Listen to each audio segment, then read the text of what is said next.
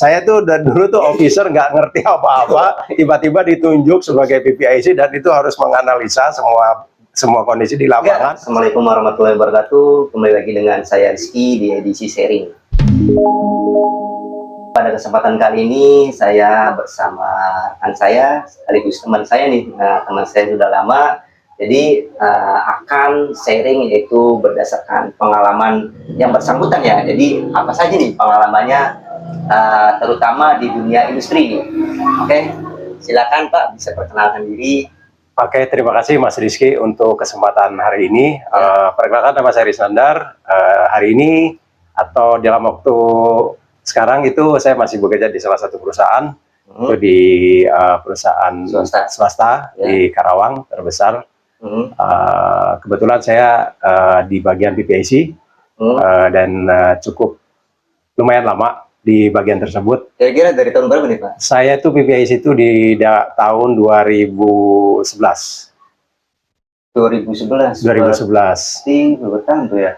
Karena sekarang kalau misalkan 2025 berarti sekitar 14 tahun ya? 14, kurang lebih 14 tahunan. Saya jadi teman-teman PPIC. Udah jelas ya, kita akan ngebahas tentang bagian PPIC karena ini spesialisnya PPIC ya. Jadi saya akan menanyakan yaitu basicnya aja nih Pak. Kan orang ya kalau misalkan baru lulus kuliah atau ibaratnya lulus sekolah, persiapan untuk menjadi seorang PPIC itu seperti apa ya Pak? Oke, saya coba jawab sesuai dengan pengalaman saya ya. Jadi kita harus tahu itu PPIC itu apa basicnya. Kalau dari tempat perusahaan saya itu PPIC adalah kepanjangan dari Production, Planning, dan Inventory Control. Betul. Yang mana PPIC tersebut merencanakan sesuatu, merencanakan sesuatu produksi, kemudian setelah itu kita harus tahu juga inventory atau WIP namanya, dan juga harus mengontrol semua proses produksi, mulai dari intake order atau order masuk, kemudian proses di perjalanan, dan juga hasil akhirnya seperti apa. Biasanya seperti itu kira-kira. Gambaran bagian PPIC ya? Bagian PPIC, betul. Seperti itu. Kan kalau PPIC kan suatu departemen terpisah dari produksi atau satu departemen dengan produksi PPIC. Sebenarnya soalnya kan dari kepanjangan sendiri ada Production, Planning, Inventory, dan Control. Karena sepengalaman saya ya, kalau PPIC itu ada yang terpecah bagiannya atau ada yang masuk ke kategori departemen produksi. Jadi saya jelaskan ya, untuk di tempat saya bekerja, PPIC itu bagian dari produksi. Tapi secara bagian, secara departemen dia terpisah. Tapi ini sangat erat kaitannya. Kenapa? Karena tanpa produksi tidak ada PPIC. Seperti itu. Kira-kira seperti itu sih. Kalau kenapa kaitannya antara produksi, apakah bagian dari PPIC? Ada kaitannya. Kenapa? Yang tadi saya bilang bahwa ketika PPIC punya rencana, otomatis rencana tersebut harus disampaikan ke bagian produksi. Kita akan mempunyai order seperti apa, sesuai permintaan customer, kemudian packaging seperti apa, kemudian secara tonasenya seperti apa, dan juga itu kita punya deadline. Kalau di tempat kami namanya MAD, nah itu harus sesuai dengan tanggal yang sudah ditentukan. Gitu. Berarti kalau ibaratnya PPIC itu harus punya daya analisis yang kuat ya Pak ya? Harus, itu harus. Terus skill yang harus dibutuhkan nih Pak, untuk yang fresh graduate, jangan yang pengalaman dulu ya, yang baru mulai berkecimpungan di PPIC nih, apa aja nih Pak yang harus diperhatikan? Kalau yang fresh, itu saran dari saya itu dia harus tahu kapasitas. Kapasitas dari satu mesin tersebut. Untuk merencanakan. Oke, jadi contohnya begini, PPIC punya order 1000 ton. Betul. Nah, dari 1000 ton ini, si fresh ini, orang fresh ini, dia harus tahu mesin itu kekuatannya berapa per hari. Tinggal dibagi aja. Artinya dibagi aja, ketika 1000 ton itu masuk, dia harus menghitung. Sementara kapasitas dari mesin tersebut berapa per hari. Tinggal dihitung berapa sih 1000 ton itu. Berarti untuk mencapai angka 1000 ton. Itu jatuhnya sih main logika Pak ya? Ya betul, seperti itu. Forecast juga. Secara data dengan yang ada di lapangan ya Pak ya? Betul, harus. Tidak jauh dari itu. Itu harus seperti itu. Karena memang tidak bisa dipungkiri, produksi itu, PPIC itu yang tadi dibilang awal saya bahwa itu kait eratnya, dan itu harus mau tidak mau itu benar-benar harus koordinasi langsung dengan tim produksi. Berarti orang yang fresh graduate mau nggak mau itu harus mengumpulkan data nih Pak. Harus. Mengumpulkan data Untuk dari pengalaman dia orang di lapangan ini. betul. Satu seperti itu. mesin kapasitasnya berapa nih dalam satu hari? Betul, seperti itu. Jadi tidak bisa dia serta-merta bahwa saya punya 1000 ton harus selesai di 5 hari. Nggak bisa seperti itu. Oke, seandainya Pak ya, di PIC Pak ya, sedangkan di PIC minta rencana produksi 5.000 ton ya misalkan, ternyata produksi nggak sanggup. Ya. Nah, langkah apa nih Pak yang harus diterapkan oleh PPIC? Apa PPIC nurut ke produksi? Apa PPIC tetap kekeh nih harus jalan? Soalnya ini orderan dari perusahaan. Gimana nih Pak? Jadi gini, kalau ada case seperti itu, kita ada komunikasi. Kita tidak sendiri, artinya ada tim CS. CS itu customer service atau disebutnya marketing. Iya. Walaupun dia membudgetkan 5.000, sementara kapasitas mesin itu hanya 1.000 contoh. Iya. Nah, kita komunikasikan sama tim CS bahwa produksi hanya bisa memberikan kapasitas 1.000 ton. Artinya apa? Kita masih bisa bernegosiasi dengan tim CS bahwa dari 5.000 ton itu kita akan bisa menyelesaikan dalam waktu sekian bulan. CS itu apa nih Pak? Marketing atau Marketing. gimana? Oh, jadi yang dia fasilitator untuk dari dia pembeli dengan PPIC. Jadi dia sebagai jembatan. Oh, jadi di garis bawahnya, jadi PPIC itu tahu orderan dari marketing. Dari marketing. Nah, terus Betul. PPIC meneruskan untuk produksi ke produksi. Ke produksi, betul seperti itu. Nah, berarti kalau misalkan mesin ini nggak mampu untuk 5.000 ton, berarti bisa di apa bahasanya? Bahasanya di parsial. Parsial. Jadi tidak mesti 5.000. Contoh di bulan ini kita hanya bisa 1.000 atau 1.200 atau berapapun itu. Nah, nanti kita komunikasikan dengan tim CS bahwa untuk angka 5.000 ton itu kita akan sanggup di bulan sekian.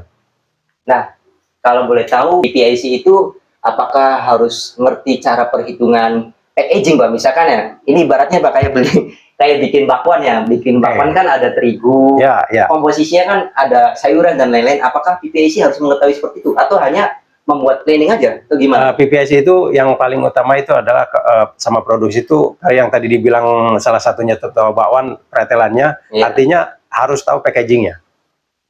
Packaging. Kemudian kalau bahan baku itu di bagian lain, RMD atau yang lain atau stok ataupun apa. PPIC yang diperlukan adalah kesiapan dari PM tersebut, kemudian packaging tersebut, kemudian semua tim yang di lapangan sudah dikasih tahu, sudah diinformasikan bahwa akan ada order masuk sekian tonasenya, seperti itu. Berarti harus tahu juga ya cara perhitungan packagingnya dan lain-lainnya. Harus. Contoh ya. Tapi nyampe ke kos nggak? Enggak.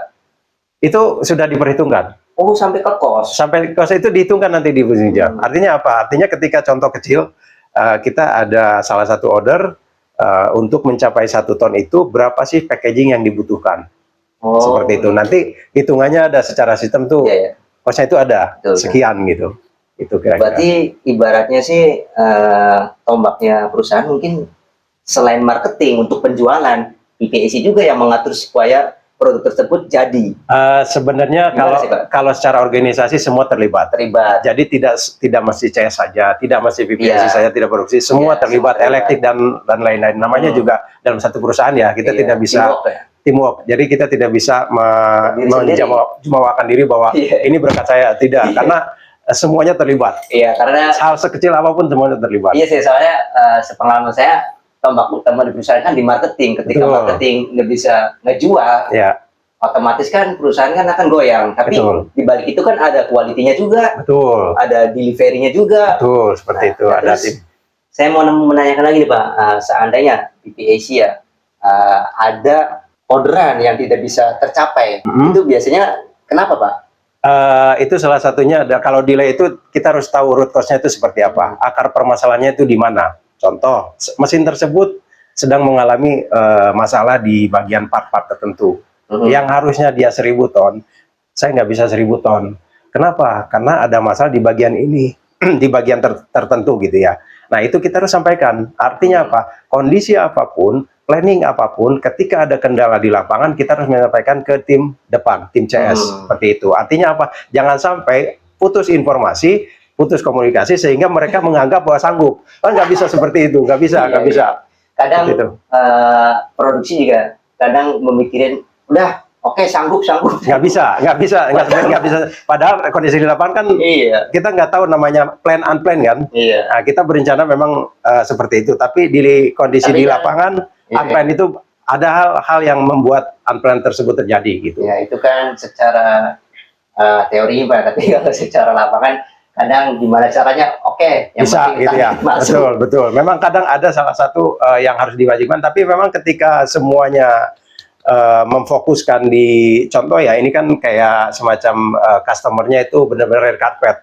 Iya. Prioritas sekali. Itu mau nggak mau semuanya harus benar-benar harus tanggal sekian, harus ready, ya, otomatis kondisi apapun harus dimaksimalkan. Iya. Gitu. Kan pasti setiap pekerjaan ada suka duka ya. Betul. Nah, ini PPIC pasti ada juga nih dukanya. Nah, yang sepengalaman saya, Pak, ya, pasti PPIC kalau tidak bisa mengirimkan barang ke customer dengan deadline, soalnya customer kan pasti punya deadline. Kayak misalkan saya mesen barang ya, saya pengen datang tanggal 10 nih. Ya.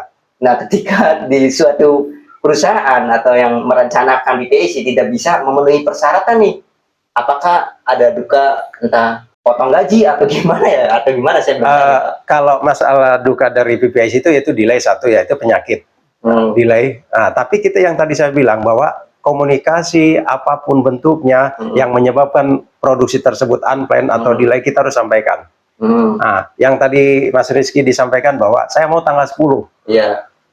Nah, ketika tanggal 10, sebelum tanggal 10 itu kita harus menyampaikan ke customer atau ke CS. Kita punya jembatan itu namanya CS atau marketing, bahwa kita nggak bisa, tolong sampaikan ke mereka bahwa tanggal 10 kita tidak bisa on time karena ada masalah di lapangan.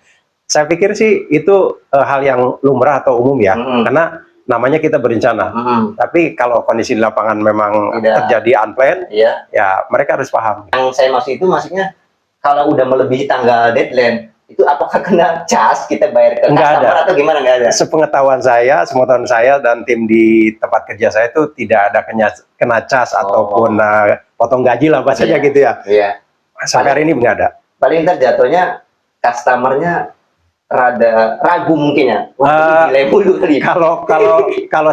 Kalau beberapa kali mungkin customernya juga akan berpikir ulang bahwa saya tidak akan ke tempat ini lagi, mungkin seperti itu ya. Tapi sampai hari ini kita tetap menjaga on time untuk pengiriman. Nah itu makanya salah satu kerjasamanya. Betul. Nah itulah yang diperlukan, kerjasama yang baik dan komunikasi nggak boleh putus. Itu sih. Apakah PPIC itu selalu harus di komputer, Pak? Nggak bisa, nggak gitu juga.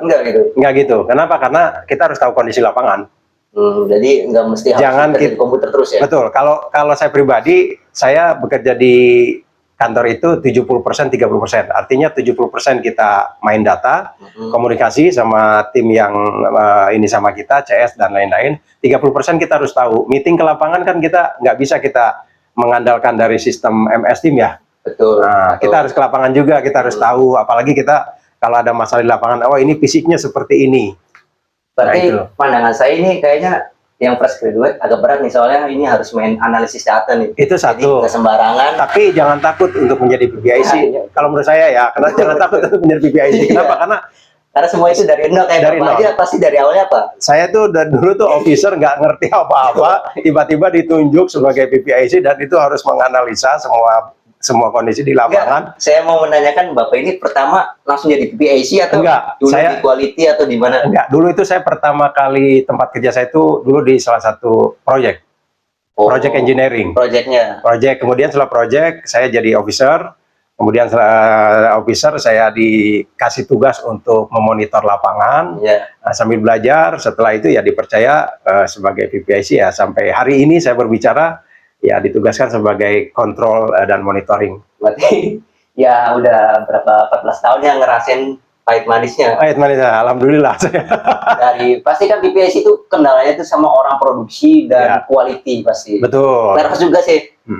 Pasti kan ada karakter orang pimpinannya beda-beda. Betul. Jadi gini, contoh salah satu produksi kita aman di bagian PPIC. Aman di bagian produksi. Kemudian ketika sudah turun itu ada polisi di situ, ada QC. Nah, artinya si quality itu dia berperan. Jangan sampai ketika nanti barang sudah ready, sudah siap kirim, tiba-tiba ada masalah di perjalanan atau ditolak sama si customer dan lain-lain gitu. Dan ketika di posisi QC-nya sudah aman, masuklah ke warehouse atau gudang. Iya. Nah, di gudang tersebut itu dia harus jaga barang tersebut jangan sampai rusak. Iya. Nah, kenapa? Karena efeknya ketika barang tersebut rusak, terjadi kerusakan, otomatis barang akan minta diperbaiki. Iya. Kan seperti itu ya? Nah, kalau PPAC sampai ke pengiriman nggak sih, Pak?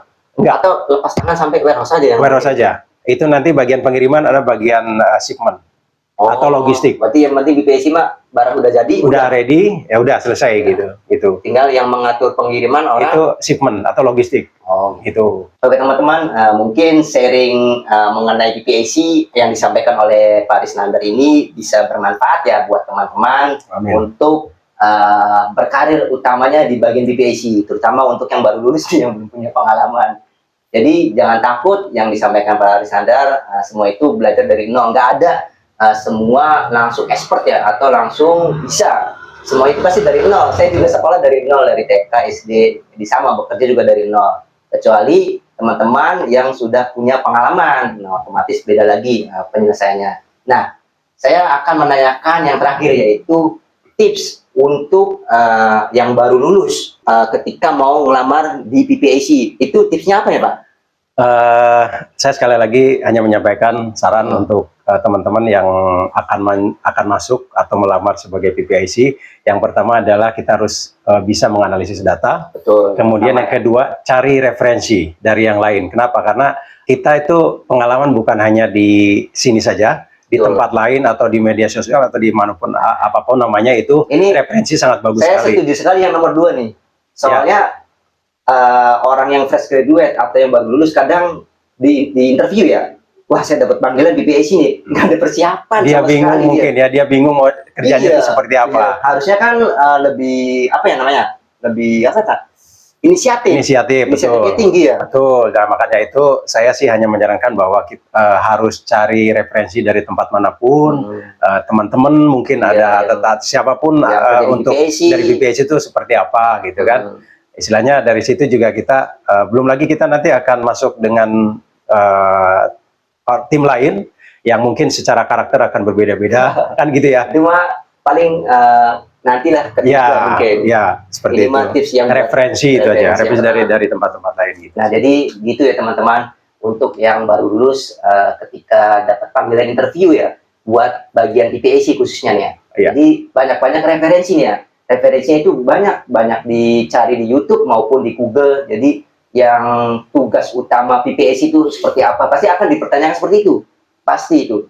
Soalnya kamu ngelamar PPAC itu, tahu nggak PPAC itu apa? Pasti kalau yang fresh itu agak sedikit bingung mungkin ya. Beberapa orang mungkin merasa bahwa pertanyaan itu kok saya belum pernah ngalamin.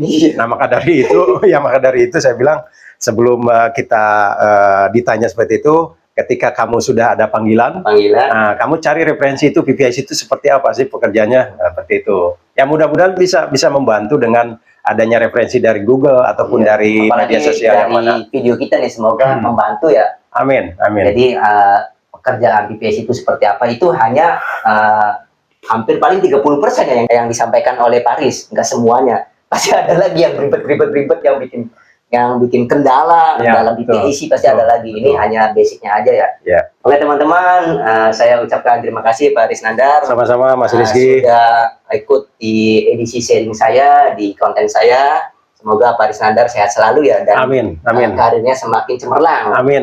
Mas Rizky juga podcastnya bisa lebih banyak lagi. Amin. Podcast Mas Rizky ada yang lebih ini lagi dari sekarang. Ya, amin Pak. Dan juga langkah Mas Rizky untuk podcast yang bagian lain mungkin ke bagian apa-apa gitu bisa lebih banyak lagi. Oke Pak Riz, terima kasih. Sama-sama Mas Rizky. Assalamualaikum warahmatullahi wabarakatuh. Waalaikumsalam warahmatullahi wabarakatuh.